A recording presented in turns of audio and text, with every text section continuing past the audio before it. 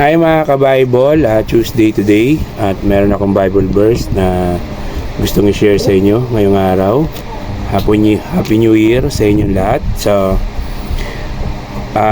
today's video from the book of Mateo chapter 26 verse 36 hanggang 46. So ito po yung mabasa natin. Nanalangin si Jesus sa Getsemani. Sinama ni Jesus ang kanyang mga alagad sa isang lugar na tinatawag na Getsemani. Sinabi niya sa kanila, "Dito muna kayo't mananalangin ako sa dako roon." Ngunit isinama niya sina Pedro at ang dalawang anak na Zebedeo. Nagsimulang mabagabag at maghirap ang kanyang kalooban.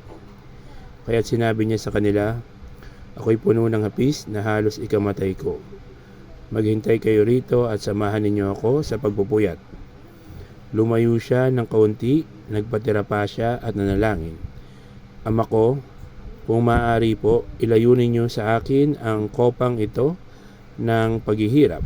Ngunit hindi po ang kalooban ko, kundi ang kalooban ninyo ang mangyayari."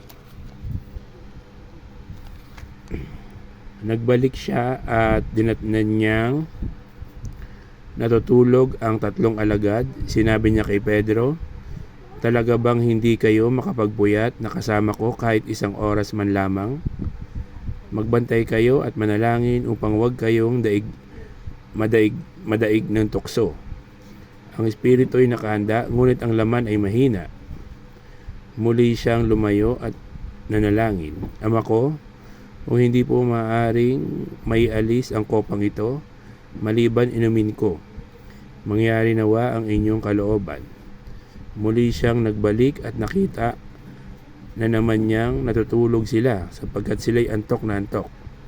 Iniwan niyang muli ang tatlong alagad at siya'y nanalangin, at iyon din ang kanyang sinabi. Nagbalik na naman siya sa mga alagad at sinabi sa kanila, "Natutulog ba kayo at nagpapahinga? Dumating na ang oras ng Anak ng Tao ay ipinagkakanulo sa mga makasalanan. Bumangon kayo at tayo na.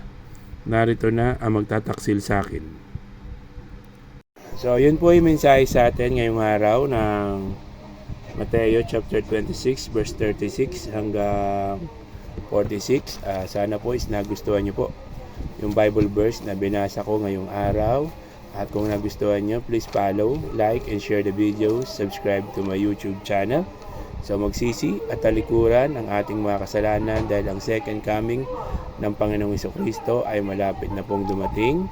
Magbabautismo sa tubig sa pangalan ng Panginoong Jesucristo upang sa kaligtasan at kapatawaran ng kasalanan.